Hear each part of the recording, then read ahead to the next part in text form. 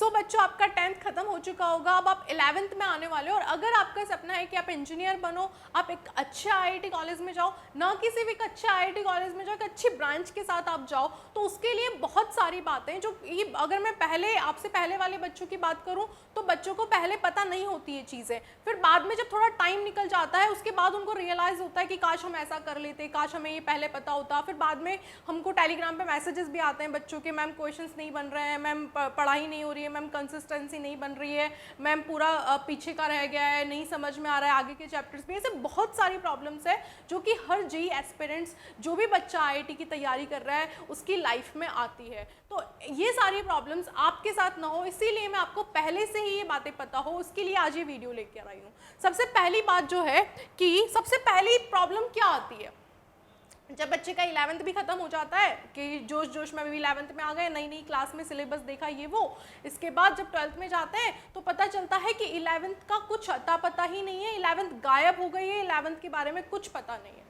जो कि क्योंकि आपके सारा 11th काम आने वाला है 12th में। अब 12th में आपको एग्जाम भी देना है, जेईई में अपेयर भी होना है एग्जाम में, तो उसके लिए आपको जरूरी है कि आपका 11th भी आपको याद रहे। उसके लिए आपको क्या करना है, उसके लिए आपको सिंपल, जब आप 11th क्लास में हो, मैं अभी से ही आपको इसलिए बता रही हूँ क्योंकि अगर आप 10 to 11 मूविंग है तो आपका ये बातें जानना अभी बहुत ज़्यादा ज़रूरी है ताकि आप वो गलतियाँ ना करो जो आपसे पहले लोग कर चुके हैं। 11th का syllabus should be revise minimum 6 time, 3 time तो कोई भी कर लेता है, एवरेज क्या जो नॉर्मल स्टूडेंट है वो भी कर लेता है। आपका देखो सिलेक्शन रेशो क्या होता है यार, 15-16 लाख बच्चे एग्जाम में बैठते हैं, उसमें से कुछ सेलेक्ट होते हैं, तो जो सब कर लेते हैं वो जो तो सभी कर लेंगे ना, जो छोटा जो सिंपल टास्क है वो तो सभी कर लेंगे। मिनिमम 6 बार आपका 11th का हर एक चैप्टर रिवाइज होना चाहिए, हर एक चैप्टर। ऐसा नहीं होना चाहिए कि ऐसा कोई भी चैप्टर है जिसके बारे में आपको कुछ नहीं पता है, हवा हो चुका है, अब आप अगर रिवाइज भी करने बैठ रहे हो तो बहुत ज़्यादा टाइम लग रहा है। तो 11th आपका रिवाइज पूरी तरीके से मिनिमम 6 टाइम तो होना चाहिए, तब आप मेंस जेईई मेंस के लिए सेलेक्ट हो पाओगे, ठीक है। सिंगल मटेरियल सिंगल टीचर, शुरू में बच्चा क्या करता है, अभी नए नए आप लोग 11th में आए हो कि ये भी पढ़ लिया, वो बुक भी पढ़ ली, किसी ने अगर और फॉरेनर राइटर का नाम बता दिया, इसने ये वाली बुक बता दी और सबका सुन लिया और स्टडी रूम में अपने लगा लिए इतनी सारी किताबें, पढ़ कुछ भी नहीं रहे हैं और पढ़ भी रहे हैं तो फिर कंफ्यूज हो रहे हैं, ठीक है। सिंगल मटेरियल सिंगल टीचर का क्या मतलब है, एक अच्छा प्लेटफॉर्म चूज करो, आप एक रिलायबल सोर्स यूज करो, एक अच्छा मटेरियल यूज करो और एक टॉपिक को एक ही टीचर से पढ़ने की कोशिश करो। पहले ही सेलेक्ट कर लो कि हमारे लिए ये चीज़ सही है, ये प्लेटफॉर्म सही है, ये मटेरियल सही है।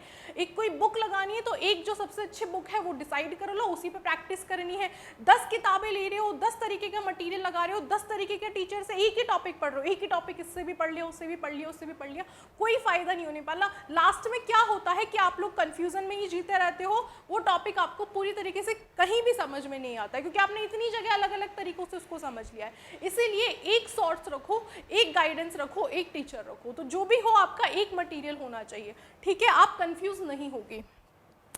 Self study time should be greater than tuition time. देखो यार स्कूल वाले दिन गए, मौज मस्ती के दिन गए, ऐसा होता था कि होमवर्क भी स्कूल में निपटा लिया, वो दिन भी गए, ऐसा नहीं होना चाहिए। आपके ट्यूशन टाइम से ज़्यादा आपका सेल्फ स्टडी का टाइम होना चाहिए। अब क्योंकि अब आप खुद सिंसियर हो चुके हो, खुद रिस्पॉन्सिबल हो चुके हो, तो सेल्फ स्टडी बहुत ज़्यादा ज़रूरी है, सेल्फ स्टडी बहुत ज़्यादा ज़रूरी है, इसके बिना कुछ नहीं है, कुछ भी नहीं, मतलब कुछ भी नहीं यार। देखो जेईई कॉलेजेस ऐसे कॉलेजेस हैं ना, ये जो आईआईटी कॉलेजेस है, जो टॉप आईआईटीज़ है कि है ना, इसमें आपके पास कितना भी पैसा होगा, कितनी भी पावर होगी, उससे आपको सिलेक्शन नहीं मिलने वाला।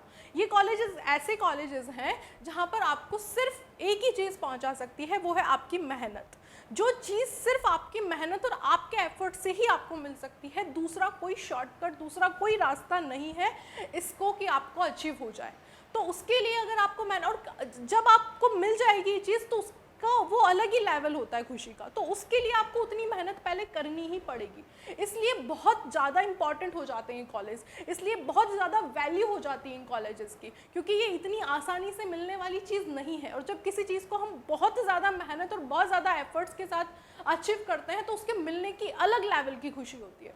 तो इसीलिए मैं आपको अभी इनिशियल स्टेज पे ही बता दूं कि बहुत ज़्यादा मेहनत और एफर्ट्स की ज़रूरत है। तो कोई शॉर्टकट नहीं है। आप अभी से सोचो कि यार कोई तो शॉर्टकट होगा, नहीं है, कोई शॉर्टकट नहीं है, कोई ऐसा रास्ता नहीं है कि आप फटाफट से इन कॉलेजेस में एडमिशन ले लो। नहीं, मेहनत ही करनी पड़ेगी, एफर्ट्स लगाने पड़ेंगे।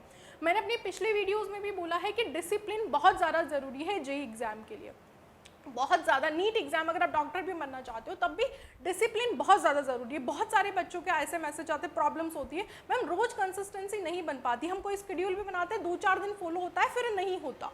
तो यार पहले कंसिस्टेंसी आपको ना अपने जीवन में बनानी पड़ेगी। आप खुद से कमिटमेंट करते हो और वो कितना पूरा कर पाते हो। छोटे छोटे कमिटमेंट आप रोज करो तो फिर बड़े बड़े कमिटमेंट भी आप पूरे कर लोगे। जैसे कि आप एक आदत बना लो, डिसिप्लिन अपने लाइफ में भी लेके आओ। जैसे कि आपने डिसाइड कर लिया, आपने खुद से कमिटमेंट कर लिया कि यार मेरे घर में रोज प्लांट्स में जो भी पौधों में पानी देना है वो मुझे देना है। अगर आपने रोज ये काम फॉलो कर लिया तो इससे क्या आदत हो जाती है कि आप अपने कमिटमेंट पूरे कर पा रहे हो। ठीक है, अपने खाना खाने के बाद अपनी प्लेट्स को खुद साफ कर रहे हो, ये आपने कमिटमेंट बना लिया, खुद से इसको पूरा कर रहे हो। फिर आप जब यही चीज़ अप्लाई करोगे अपनी एजुकेशन में कि यार मुझे इस सब्जेक्ट में 2 घंटे देने हैं रोज, तो आप वो फिर अपनी लाइफ में भी आपका आदत हो जाएगा। तो छोटी छोटी चीज़ों, अगर छोटी छोटी चीज़ों में आपने डिसिप्लिन बनाया तो आप अपनी लाइफ में बहुत ज़्यादा डिसिप्लिन हो जाओगे। और जेईई बहुत ज़्यादा, जेईई और नीट ये ऐसे एग्जाम है जो बहुत ज़्यादा डिसिप्लिन मांगते हैं। इसलिए अगर आप अपनी लाइफ में छोटी छोटी चीज़ों में डिसिप्लिन हो जाओगे तो फिर आपकी लाइफ में बहुत ज़्यादा डिसिप्लिन आ ही जाएगा, वो आपकी पढ़ाई में भी दिखने लगेगा। ठीक है, तो ये बहुत इंपॉर्टेंट बातें थी जो मैंने आपको इस वीडियो में बताई है। आपको ऐसी और अच्छी वीडियोस के लिए क्या करना है, हमारे चैनल को सब्सक्राइब करना है, वीडियो को लाइक करना है। Thank you so much.